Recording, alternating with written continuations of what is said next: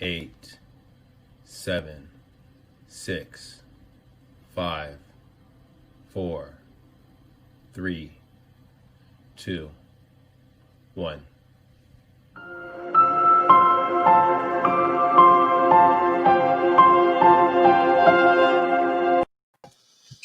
Hi, everyone.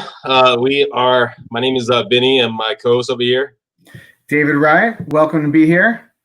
And so we're going to just dive into this. This is our first time home buyer seminar.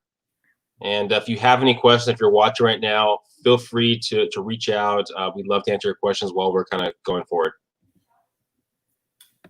So you're going to pull that right up there on the screen. There we go. Boom. Let me take it away, David. All right. Well, where to start with home ownership plans? Well, in the recent times that we've gone through, everyone now realizes you have to expect the unexpected. So with that being said, if you're going to buy a house, you need to look at your job security. You need to look at the stability of it. Then you need to look at the future potential growth you have at your job, opportunity to pay increases. Next, you want to think about your budget. Where do you spend your money? Are you saving money currently monthly? Do you contribute to a 401k? Do you need to start one? Do you have an emergency fund? Most people don't have an emergency fund. This is crucial. Are you saving for vacations or goals? And then what amount do you have for a down payment? Do you need a gift or do you need home buyer assistance? These are all things you want to think about. And then the final one, Vinny, take this one away because I know you love this one. I love this one. So, okay, there's a difference between what you're qualified for and what your ideal monthly payment is. Know the difference. Just because you're qualified for something doesn't mean you necessarily that's your best scenario. I mean, each of us spend a little more and spend a little less. So when you start thinking of like, all right, well, I can qualify for this, but I only pay your rent for this. That's only a couple extra Starbucks not having that month. In theory, it's a lot easier than in action. So really think it out and understand what that comfortability level is. Well, that is true. Now, next, you want to go into how you're going to finance the home. How do you pick a lender? Well, a lot of people out there in this current age now where the rates are the lowest ever in history, everyone's trying to get into lending. So your former cousin, uncle's roommate, Billy Bob, he may now be a lender. This is not how you want to pick your lender. You want to pick your lender by knowing they're qualified, knowing their experience, and knowing they know what they do, knowing they're a true professional. So, first of all, ask your local realtor, the honest one for a referral. Next, ask a family member who had a good experience. And then when you get that, go out, use that revolutionary new website called Google. Google them. Do they have reviews? Do they exist online? Read the reviews. Look at everything, because if they don't exist online or they have no reviews, they're not doing business. And then lastly, check their license number. That's super important. And okay, David's talking about it, understanding who you want to work with, diving deeper into what they are, look on their reviews. If they don't have reviews, it's very hard to. If you've done a lot of transactions, you're probably gonna have some kind of reviews. So really, really do some legwork on who you decide to work with. And also, one thing that David said is rates are at an all-time low. If you're watching our market updates that we do on Monday and Friday, you will already know this. And rates right now are in the low threes. Historically, they've been in the low threes, yet now they're in the low threes. And if you buy down the rate, you can get in the twos. So. Oh, it is the best time ever in history for interest rates right now. So, take that into consideration. All right. So now that you have a lender, rates right now are the low. What's the next step to secure your home loan? They've been in the low threes. Yeah. All right, so you really want to look at they're going to look at your last 2 years, basically where you live, rental history. They're going to want to pull your credit for your home loan. They're going to want to actually look at the last 30 days of pay stubs, 2 years of W-2s, federal tax returns, 2 months of bank statements. And let's say you run your own business. Okay, you're an entrepreneur. Side note, if you're an entrepreneur, listen to my podcast, Road to Growth. Yet if you're an entrepreneur out there and you don't fit into this bubble right here, don't worry. Which a lot of people don't. Yeah, so David, he can look at your file, he can build a case, and this is an analogy I use all the time. David is like the attorney, the underwriter, the person that makes the final decision is like the judge, and David's trying to build a case of why he deserved to buy the property. And for most banks, most entities, if you have the stuff laid out here, it's going to be a clean sweep. Yet most people aren't like that. So David can take the pieces he has and build the case of why he still should be able to buy a property. I'm like your defense attorney, not the prosecutor attorney, since we know we use this analogy all the time. I'm here to defend you, to make sure that you get the best loan possible and that you're not prosecuted by some other bad lender or bad underwriter. It will make your file go sideways. And just a side note, like Vinny mentioned, not everyone fits in the box, especially if you're self-employed. You want to work with somebody who can be solution orientated to really help you. Yeah, and that's another thing too, is based off the lender you're working with. If it's a brick and mortar, sometimes they only take on loans in-house, and their criteria might be a little different. There's a lot of different loan programs out there. So just because the person a lender doesn't necessarily mean that they have the same loan program as the next person or the next person. Very, very true, Vinny. So let's look at this. Now your lender's reviewed everything. You need to share your goals with your agent. Well, your agent needs to know what's most important to you. They need to know, is it the location? Is it the monthly payment? Is it the appreciation of the home? Is it the future rental value of the home? You know, the other thing that's going to be important, the agent really needs to know, where is the down payment coming from? You know, and when you're looking for the home and he or she's negotiating for you, they have to know what they're negotiating for also, you know, in regards to price, in regards to maybe the lowest cost to help you acquire the property. And then also with the agent working with the lender, they want to work together to find out your goals, to know what is the biggest goal for you with this property. Because if me and Vinny don't know what your goals are, you're going to have some problems and we're not going to be able to help you achieve the real things that you want. Yeah, and understanding, which, not necessarily for today, but for tomorrow, for the next day, of what you're looking to accomplish. And then also with the loans, I mean, understanding when there's someone's talking to you, what's your down payment, what's your interest rate, what are the long-term costs, short-term costs. The one thing that there's kind of a misinterpretation that happens out there is you might see from one lender this rate, another lender from that rate, and you'll be like, well, why the difference right there? It could be that one lender's charging you points, so you have to pay more for closing costs to buy down the rate. Or you might have talked to one lender, Be like, well, why the and then difference? talk to another lender It could be the a month or a week later, and now that lender has better rates for the market flow.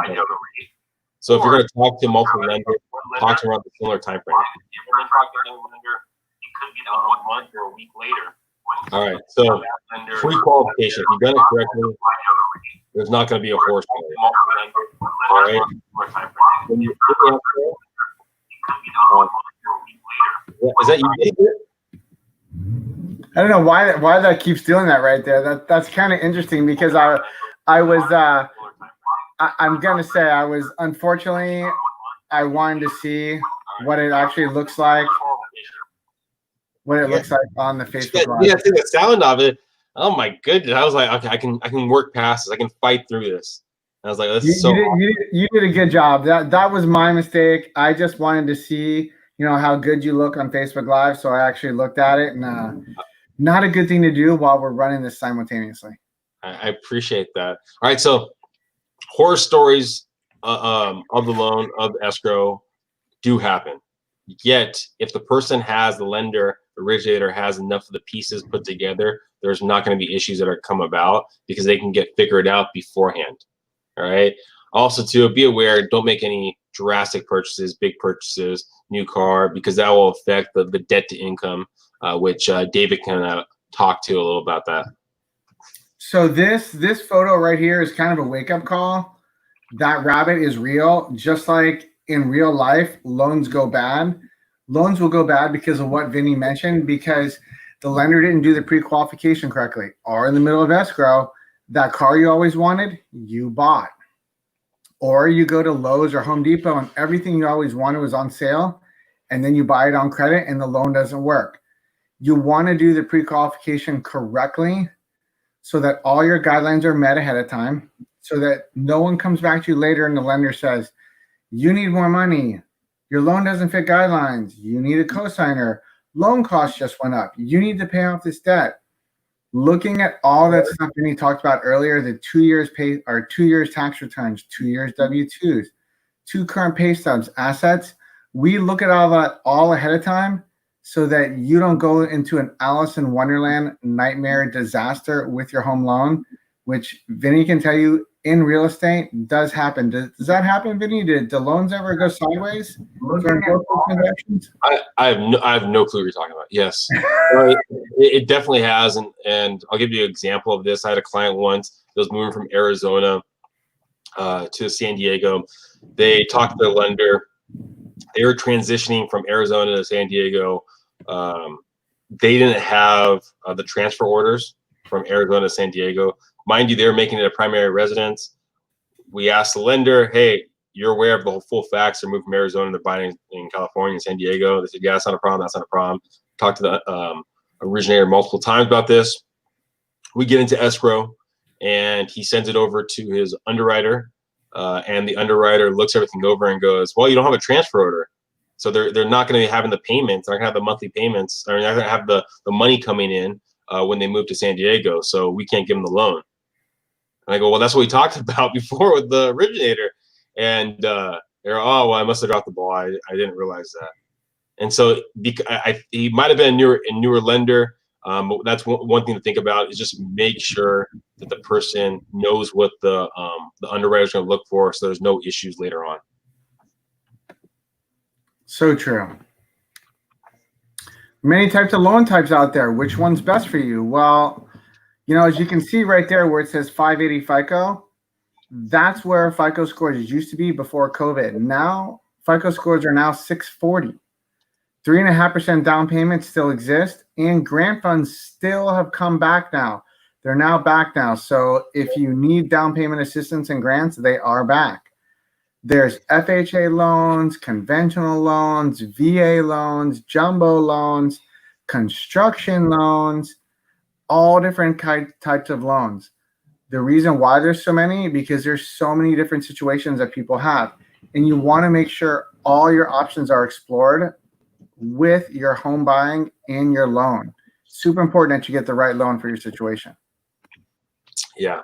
Now, something that we don't really talk about, but it's something that pops up all the time. For VA loans, yes, you have no down payment, yet there are still closing costs, fees that go into that, yet those can be rolled into the offer. So just be aware of that. That's something that there's always a miscommunication right there. It can also get rolled into the loan.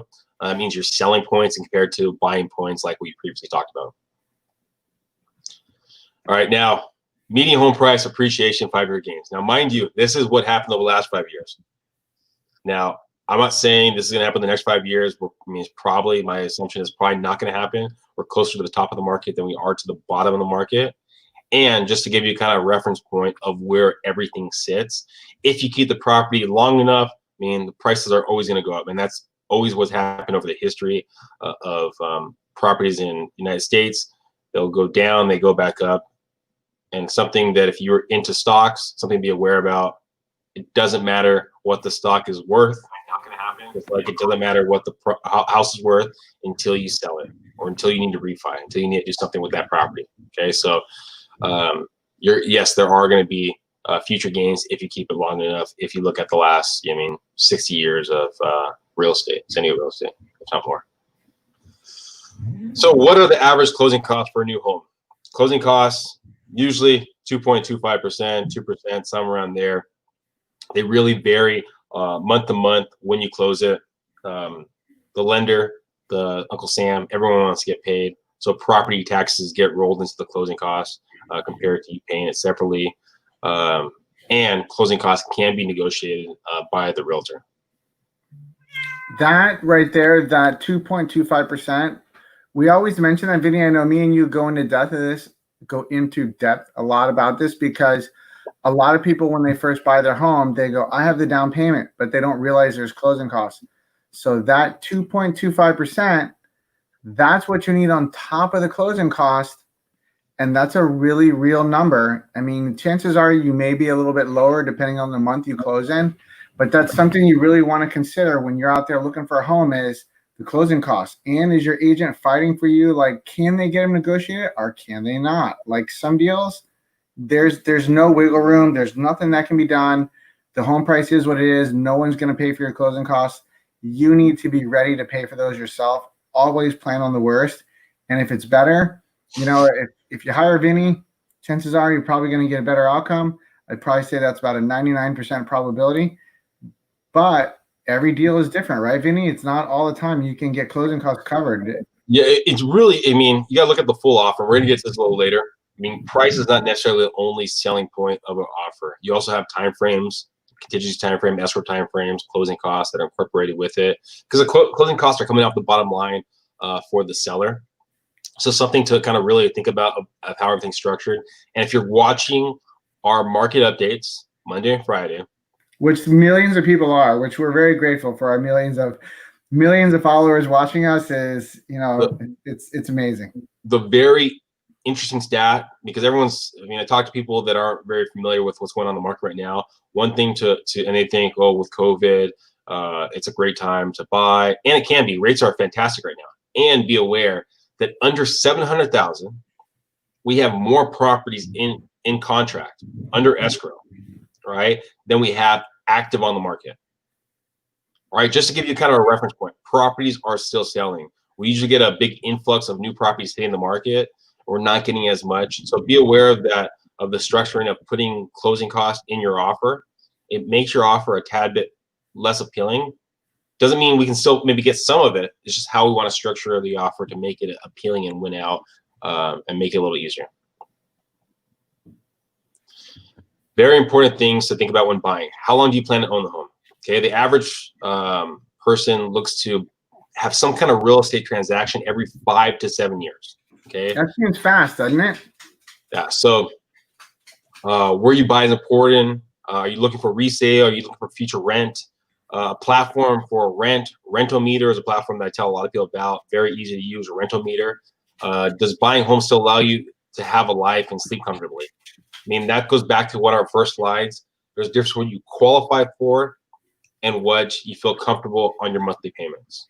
Okay, know that difference, feel that difference. If you're paying rent and you're looking basically to now take on another $1,000 a month, $1,500 a month, do you really know the extent of it? I mean, maybe if you're going to be looking to buy in 6 months and a year from now, get that idea of that difference and put that excess into a savings account so you can truly feel the effects of it in your pocketbook. And then can you still save money towards your retirement with this new home purchase? So crucial. It is for those of you out there who are jumping into this game to do this. Me and Vinnie, long-term guys, we mentioned retirement, we mentioned savings, we mentioned goals. When you look at your retirement, if you're not maxing that out every year, you're pretty much setting yourself back. And we know home ownership is beyond important, but we also want you to plan for your retirement and max out your 401k. So think about that while you're looking for your first home and while you think about your comfortable monthly payment. A lot of people, when they step into the office and you ask them, what do you pay for rent? And San Diego rent's very expensive. It's not a cheap place to live. And they go $2,500. Almost every single time their new home purchase, they go $500 to $1,000 more per month to purchase their first home. And we just want to stress again that we want you to plan long-term. We want to help you succeed long-term. This is not a short-term, goal-orientated purchase you're doing. Be aware, most people buy off emotions, like 99%. I mean, it's a high statistic of people that buy off emotions that are buying a property to live in now. So if you have a strong enough game plan beforehand where you know your comfort level of what you're okay with on your monthly payments, if you have a comfort level of location that you're looking at the bedrooms that you want, 3 bedrooms, 2 bedrooms, 4 bedrooms, whatever it might be, at least you have that guideline laid out. So when you start looking at property, you don't get swayed by the shiny object. Are swayed by that Louis Vuitton purse while you're in escrow that went on sale and you buy it and you mess up our transaction. All right, now, okay, so you already have the lender, you know kind of what you're looking for, your comfort level, want to basically now find the best realtor. right? Check online reviews. Check the license number. Do they do it full time? Do they own? How many homes do they really sell? Experience matters. This is one of the largest investments in your life, so act accordingly. People, I mean, it shocks me how much people would rather do research on the phone they're going to buy compared to the realtor they're going to use. Amazing. I think I usually say that 20% of the realtors in San Diego County do 80% of the business. I want to say it's close to 15 to 10% that are doing 80% now. I mean, I would agree 100%. It's getting smaller and smaller. So just be aware. And as the market fluctuates, right? Because the average realtor does about 3 deals a year, right, in San Diego County. And so that's as 80% the market, of realtors, 80% of them. okay, yeah. So they're, 3 deals a year. So if the market, how it was in January compared to how the market is now, or even February, March, before COVID, it's a different market. So if they haven't done business recently, they might not know the nuances of what's happening now, or even the nuances how to even see a property, because those things are changing. Or the trends. They're not going to recognize the trends in the marketplace, which means the negotiation is not as good. This one thing, choosing the best realtor. That's why we underlined it. Don't just hire your friend who just got their license. Don't hire your family friend that's been in business 20 years that sells 3 homes a year. Experience matters here. This is a big investment. Choose wisely. All right. So now after you've called myself or some of the colleagues, right? Wow, look at that. I'm gonna endorse that. Ching.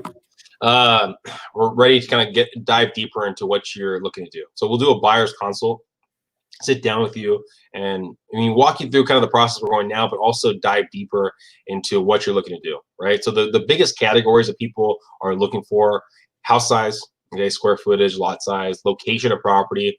Do they want it more inland, coastal? They want it more East County, in South Bay, North County? Where are they looking? Where are you looking? Do you want to be closer to shops, to restaurants? Do you want it more rural? You have horses, whatever it might be. Schools. Greatschools.org is a fantastic platform to look on there to see what kind of schools are ranked in different communities.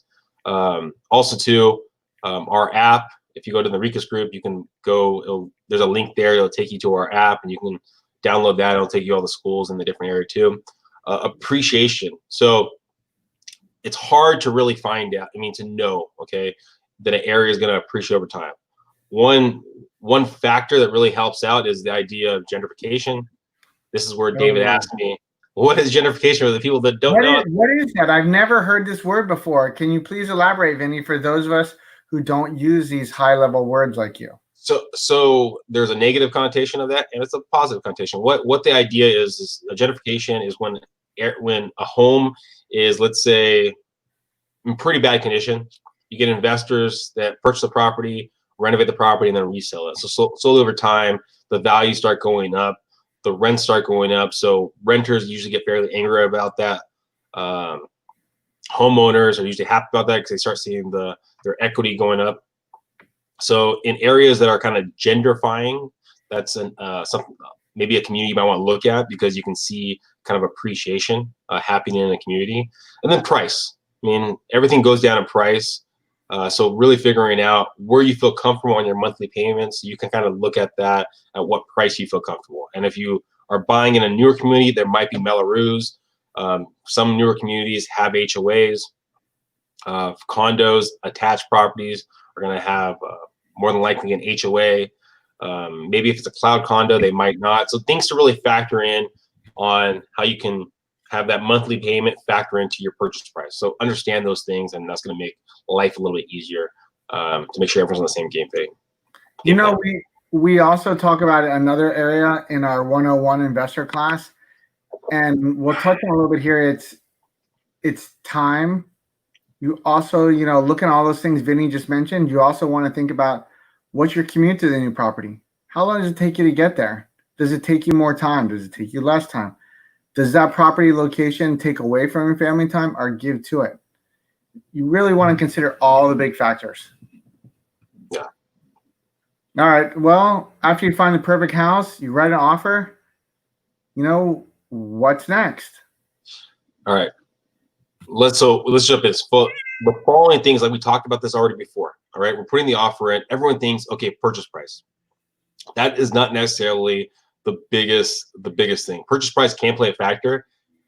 And the reason why investors get their offers accepted is not necessarily purchase price, because they're not paying as much as the end user. Usually there's other terms they're going to factor in. So maybe no appraisal, no contingencies, shorter escrow time frame, things like that play in a factor. All right. So purchase price, yes, can be one of the biggest things, but also time frames. Maybe based off of the lender you're working with, maybe they can do a shorter escrow and the person selling the property wants to move out of the property as quick as possible. Maybe they can have a shorter contingencies. Generically, you have 17 days for your buyer investigation, where you do your inspection of the property, maybe negotiate some repairs or credit, 7 days for your appraisal, where the bank is going to send a third party to the property to assess the value of the property and also make sure that it meets livability standards based off the loan type you're purchasing at, and then 21 days for the loan. Now, working with a lender like David, you're going to know that the information you gave to him is going to be good later on. There might be some questions that he has during the process, so that shouldn't be an issue. So if you can shorten those time frames to 17, 21 days, it's going to make your offer probably more appealing. Okay, now, items to being conveyed, okay, in the sale. So there's personal. Vinnie, can I touch something real quick with what you said about the time frames? The goal of the lender and your well-qualified agent is to beat the time frames. We don't want to just barely make our time frames, because our goal for me and Vinny doing this for you is for this to be stress-free or lower level stress, which means if your loan contingency removal was 17 days, the lender should really be done in 14 days, because that way it lessens the stress level on you. We want to beat expectations on your contingencies so that you're making a good decision and you're comfortable. That's super important, is being ahead of the game. Would you agree, Vinny?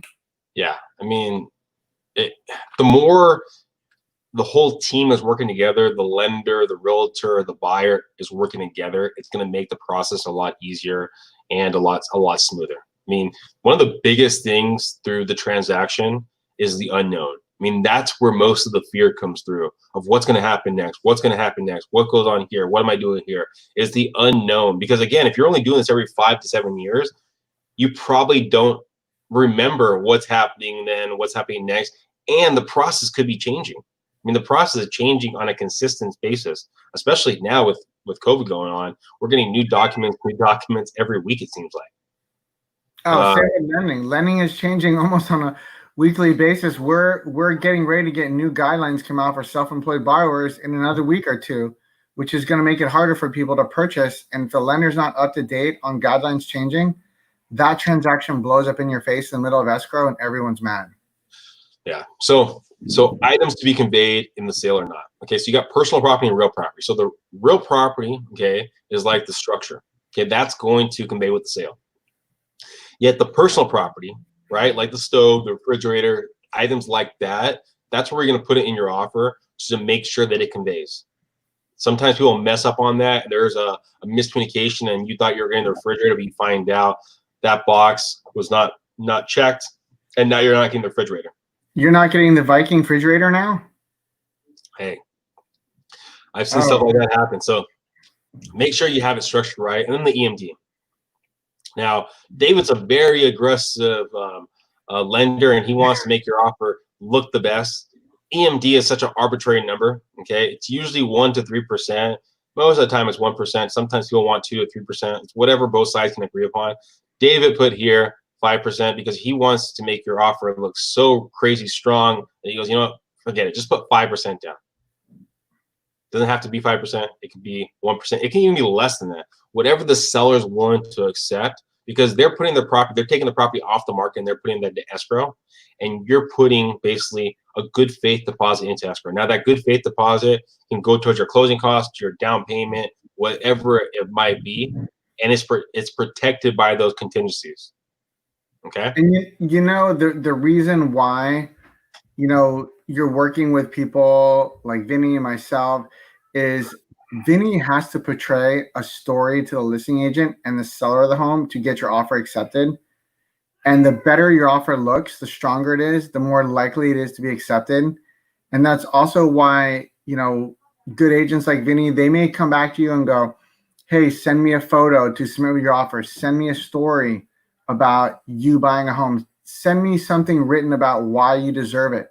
Because we're looking for every single angle we can get to increase your odds of getting the property. And yes, that EMD at 5% is very aggressive.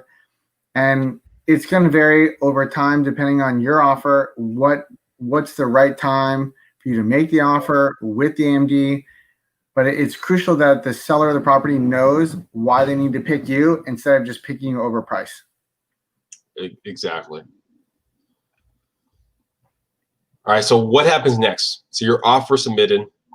And mind you, I'm going to jump back. Before we submit the offer, we also want to dive deeper into that purchase price. Doesn't matter. I mean, a listing price is just an advertising tool. Okay, a listing price is just an advertising tool. Okay, so sometimes they'll list the property lower with the idea that they want a bidding war. Sometimes they'll list it higher because they're not sure about the market and they're going to work their way down. So really understanding what the property is actually worth before you put an offer is going to make the world of difference. So what we'll do for our team and our clients, we'll put a comparable property together to get a better understanding of what's actually happening surrounding this property, so we know where we need to put our offer at to make it comparable to what's recently sold. Now, again, what someone's willing to sell it at and what someone's willing to buy it at, that's the fair market value. Yet we'll have an understanding of what other properties are selling, so we know that we're not overpaying or you're not overpaying. Okay. Now, sorry. I was gonna say you will see that a lot out there where, you know, online shoppers are looking around and then they contact you, Vinny, and they say, "Oh my God, I found this house. It's listed for 600 on Zillow or Redfin," and then you talk to them and you go, "Yeah, but the real price will be 675." Yeah, because people are putting data out there just to lure you in. So be careful about that. You know, both sides have to feel like they're winning for your offer to be accepted. So once the offer submitted, there can be accepted, okay, outright. Okay, it can be a counter offer or a multiple counter. Okay, singular counter, the offer submitted, they acknowledge it, or they accept it, and then you acknowledge it because of binding contract. Singular counter, set the offer over, they put new terms together, then you have to accept it and then they have to acknowledge it. All right. The last one, multiple counter, you submit an offer, they put terms back. You're putting basically terms back on them or accepting their terms outright, and then they're accepting it. Okay, and then you acknowledge it. So you have a little more wiggle room with a singular counter compared to a multiple counter. So just be aware of that. All right, so contract. Okay. I know that we're trying to get through this because we don't want to go past 50 minutes. So I was going to jump in here and say contract accepted. What happens next? Things move fast. Escrow is opened. That means you're going to wire in your EMD. That next means the lender is going to request fees from title and escrow. The lender has to disclose his loan file to you in order to start it. The next thing that's going to move quick is Vinny's going to jump in and go, hey, we got to do this inspection, this. These are all the things we got to do. Vinny's going to really be the driver here, similar to like, let's say Formula One would be the best analogy because it's going to be quick, responsive, and it has to be driven. And then next thing you know, lender's going to order your appraisal to confirm the value to make sure you're not overpaying. Escrow is going to send you a package, which 80% of the time they will not help you with. So you can contact Vinnie or myself. We'll help you out with that escrow package. And that's it. We're off to the races. You're in a contract. Things move fast now. So something to think about, okay. Now, realtor, for the home inspection, we have a home inspector that we use a lot of our time.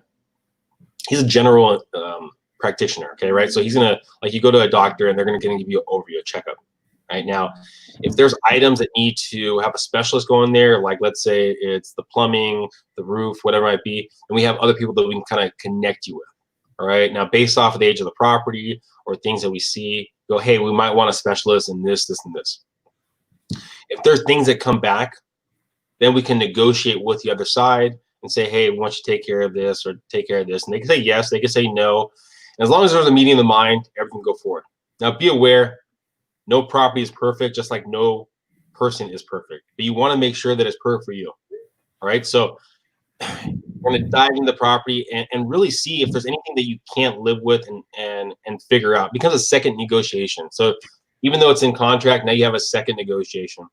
The appraisal, again, like we talked about previously, they want to make sure that the property is worth what you're in contract for. And let's say they come back and they say it's less, right? Then you can go back to the other side and say, hey, we want you to reduce the price, or kind of come to some kind of agreement that will allow it to come at that price, and you can go forward. For some reason you can't, as long as there's a contingency in place, you can back out and then get your deposit back. Now, Your EMD. The EMD, exactly. Hopefully it's not 5%. Exactly. And so the home inspection and the appraisal are usually two fees that are not incorporated into the closing costs. Okay, so something to think about. Sometimes lenders can roll it in, that fee, into a closing cost, and you pay it by card and they get reimbursed, things like that. So, but usually those two fees are not incorporated into closing costs. So it's something just to really think about. What to expect while your loan is going on. Okay, so your home inspection done, repairs are noted and costs are formulated, requests for repairs are made, repair requests have been negotiated, maybe price negotiation, further test, mold, termite, water, plumbing. Okay, so termite, if you have a VA loan, you're going to need a termite inspection and termite clearance. If you have FHA, if it's in the contract, then you technically need it. Correct. If it's not in the contract, then you can sometimes get away with not having it. If it's not spotted. If it's not spotted. I mean, what do you think, Vinny? Are the odds that there's termites in a house in California? What are the odds of that? Yeah, I mean, it's very high. Yeah, I mean, even if you got tented and clearance, I get this all the time where it's like, well, we had termite clearance 7 months ago. How do we have termites again? I go, well, did someone else just sell their house? And they go, yeah. Someone else tent their house? Yeah, they tented their house and back to your house. So, I mean, I think redwood's the only wood that they don't go after, right? They do not mess with the redwood. I have redwood fences and a lot of redwood on my property. It is flawless. They never touch it for some reason. Yeah. So, so you're probably going to get some termite. It can be spot treatment or tented plumbing. Let's say it's cast iron. It's an older home. Maybe there's some corrosion in the piping. Maybe you want to get it scoped. A roofer again, HVAC person, things like that. So if there's a specialist that needs to be had, then we can get a specialist to kind of really dive deeper into that. Ooh, so what to expect on the loan side? Well, so your loan was disclosed. Your loan comes back. We send it to processing. Processing is where we review all your documents again to see if we're missing, page 3 out of the 7 pages you sent us. We're just fine-tuning your file before it goes to the judge. The underwriter, while us, the defense attorney, is working to basically defend your loan, make sure it goes in perfect, which is why it goes to processing first to fine-tune the data. Then it goes to underwriting. When it goes to underwriting, the underwriter signs off on the loan saying that your loan meets all the parameters and guidelines for your particular loan. Each loan is different. So the guidelines vary a little bit, but 95% of lenders follow the same guidelines on Fannie and Freddie. So that's something to think about. The other thing is, once the underwriting is done, that's when the loan comes back. It's issued an official approval. We will come back to you and say, hey, we either need 0 because we did it perfect the first time, or there's a couple things noted that we just have to fine tune. We'll request from you. Once you turn those items back in, the loan is signed off on, which has to be done before your loan contingency removal, like Vinnie talked about earlier. And we want to beat that goal. We want to beat that time frame. So that's why it's important that nothing is delayed up front. And then once you give us the final conditions back, we issue you what's called a closing disclosure. Those are your final figures. You sign that document, it starts a 3-day waiting period. It's a government waiting period. Every single lender follows the same rules on the CD. We all follow the same. After you sign the CD, the 3rd day, you can sign your loan documents. And next thing you know, you're in a position to fund as long as escrow and the lender talk to you 3 days earlier about wiring your closing funds and making sure that's in escrow, because you have to wire funds in. You can't just bring in cash. Cash is never allowed in lending, and they don't accept personal checks. So you will be wiring that money, which leads us to another interesting thing that happens. And what's that called, Vinny, when they commit wire fraud? Oh, okay. You want to say something about that? Well, so as a jump in to the first part, you can drop for the earnest money deposit your initial check, okay? But at the closing of it, your final amount, wire the money in. Now, wire fraud. Be aware who you're wiring to. We're getting more and more issues with this where they'll get an email and they send an email to the buyer and they're saying, hey, congratulations, you're in escrow. And then now you're wiring the money to the wrong place. So talk to the realtor you decide to work with, talk to the lender you decide to work with, and allow them to tell you exactly who the escrow company is, and the escrow company will reach out to you and tell you where to wire the money. Okay, make that extra phone call. It'll save you a lot of money and a lot of headache going forward. Okay, so just be aware of that wire fraud. Now, the loan has now funded. You own the home. Technically, the loan funds, then you're going to actually go, your grant deed is going to go to title, the recording office, and then they're going to record it usually later that evening. So if it funds before the cutoff of like 1, 2 o'clock, whatever it might be, then you're probably going to fund between like 5 and 6 p.m. that night. Or if they fund the loan the day before, then you can record sometime in the morning. So be aware of that. Once it actually funds, you're going to get another call later on that it's actually recording you own the property. Okay.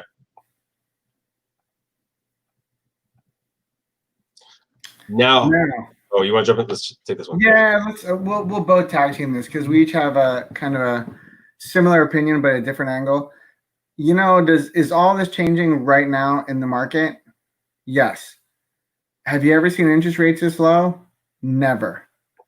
You know, what's going on with inventory? If you listen to our weekly updates, you'll know there's kind of a problem on inventory.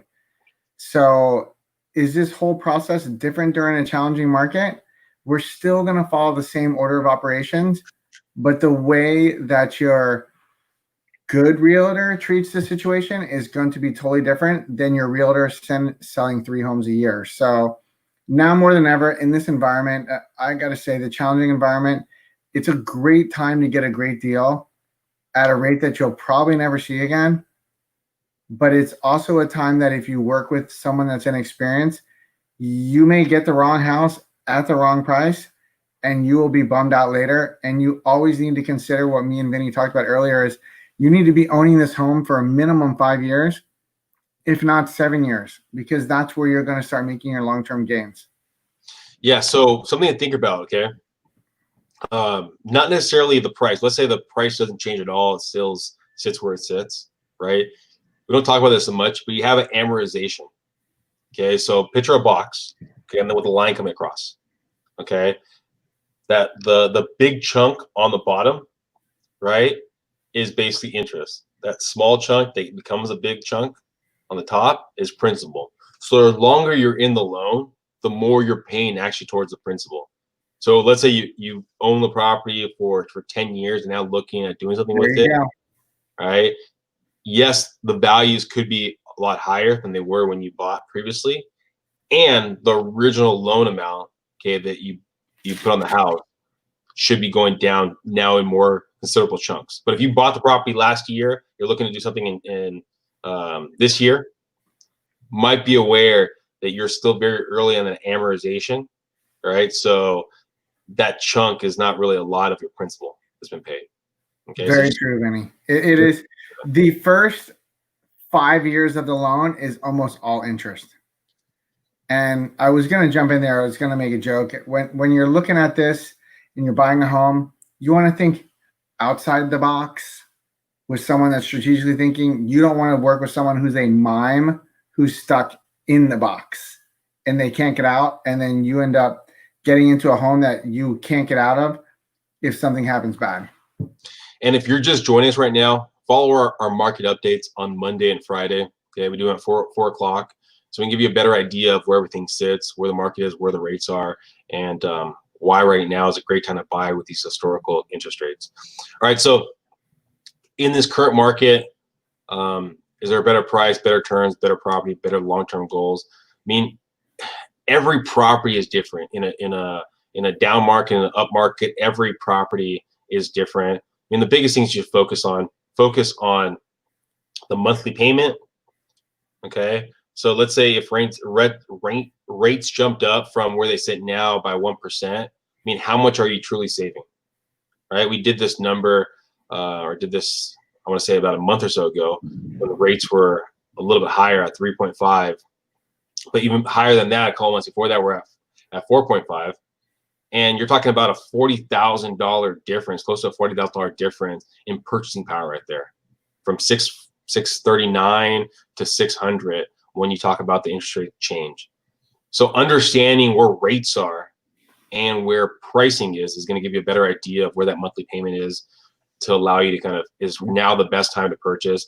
And also too, there are hyper markets here. There are hyper local markets that maybe aren't selling as fast as other markets. So be aware of that and see how you can best adjust that.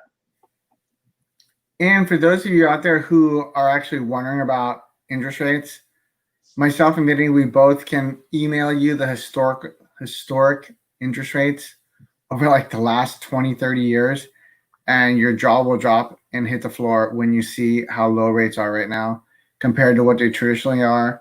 Traditionally, when you buy a home, between 6 and 9% is pretty normal. But if you ask somebody now, would they buy a house at 6% for a mortgage, they would laugh you out the door. The market has changed. The game's changed. You're now in the lowest rate environment you've ever seen in history. So whatever you get in now, 5 years from now, you're going to look back and go, oh, average rates are 4.5%, 5%. And you're going to look at what you have and go, oh my golly, Wally, this is the biggest score I've ever had. There we are right there. So wow. Our information is underneath. If you have any questions about what we talked about, anything you wanted to put together, a buyer's consultation, feel free to reach out to myself or David, and we'd love to talk to you. If you're just curious about what's going on, follow our market updates Monday and Friday at 4 o'clock. They're only 10 minutes long. Yeah, so we're being very respectful of your time. They're 10 minutes. We throw the data out there. Sometimes we get a couple small questions, but we're very respectful with our time because we don't want to surpass 10 minutes. Exactly. And if you need a little pick me up, again, I have a podcast that I run all about overcoming adversity. It's called Road to Growth. Feel free to follow it. It's not necessarily real estate related. It's just about overcoming adversity. We're all about helping people get to where they want to get to. We do that on a consistent basis, a daily basis, helping people get to their goals. Okay, so even if you're not ready to buy today, but you're looking to buy in 6 months, in a year, 2 years from now, 3 years from now, whatever it might be, feel free to reach out to us. I mean, we talk to people all the time, and we're building relationships for future deals, not today, but future deals. Yep, we are here long-term to help. We're both long-term believers on health, longevity, working out, reading, expanding, becoming better. That's why Vinny's podcast is so important. And the proof's in the pudding. Me and Vinny actually practice what we preach, unlike, unfortunately, a lot of our competitors, which is kind of a downer because I wish the competitors that we work with did the same thing we did because it would make the industry way better. Yeah. Well, thank you guys. 50 minutes on the dot. There we go. Feel free to reach out. And like the line says below, who do you know that we should know? Thanks, everyone. Have a great day.